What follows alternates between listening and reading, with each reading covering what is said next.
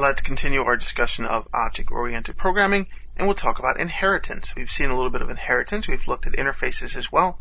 Inheritance are going to allow us to inherit the functionality in a child object, and that's going to be based on a parent object. So what we're going to do is build new class definitions based on existing class definitions. We're going to inherit things. Types that derive, they inherit from object in the .NET world. So object is what everything inherits from. C# is going to support single inheritance only. And this is only one base class that you can inherit from. So base class is what you're going to derive from. That's a base class. But we're allowed to use multiple interface inheritance. So you want to take a look at those interface videos where we talk about interface inheritance. And this can be seen quite readily by having more than one interface on the same line that derives, as I did mention. So in inheritance we have an is a relationship and a has a relationship for the most part. There's also an implements a relationship and other relationships as well. But it can get very complex when you're discussing all the different relationship types you can have within inheritance.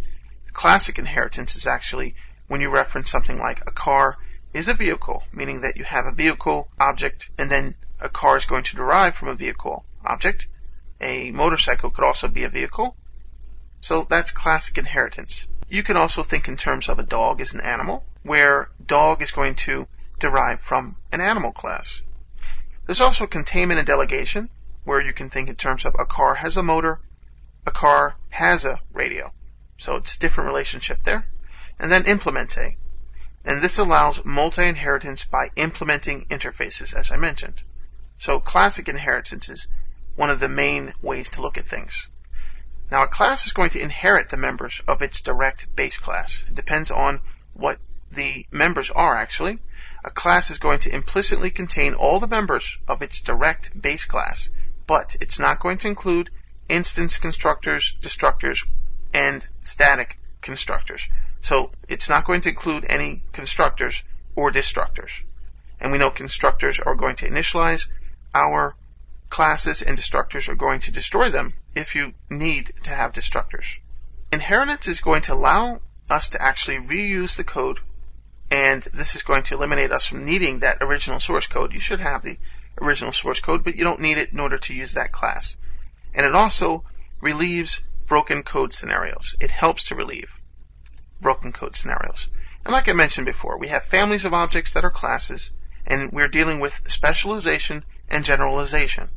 When we move to the right, we're going to be specializing. A basset hound is a dog, which is an animal. So we're specializing. And then to the left, we're actually generalizing.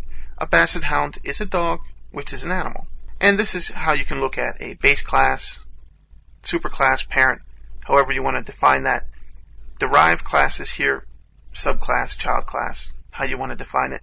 We have public fields and protected fields, and public methods and protected methods, which can be, as you can see here, inherited within our derived classes.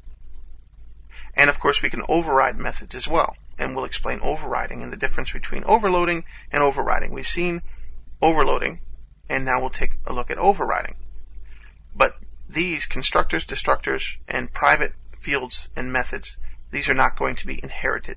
So let's take a peek at our inheritance project. We can actually do this from Primal Code just to take a peek at it. You can open it up within the actual Visual Studio if you want to, working with primitive shapes in the actual object-oriented folder. And when you actually open it up, we can just take a peek. You can run it if you'd like. I'll do that as well. I just want to show you here. It's a little bit easier. Now, when we actually use inheritance, we're going to have this colon. We've seen this before. And then we're going to have the base class over here to the right. Circle is the derived class. This would be the base class. So you see we do have an override keyword. The override is going to allow us to override the base class method here because it's declared virtual. When you declare something virtual, you're saying that you can override it, meaning that the statements that are contained within this particular method, you don't have to change them or override them. When you derive your class from that class, then you could override that method instead of assuming the functionality of it, and that's going to allow you to write your own statements.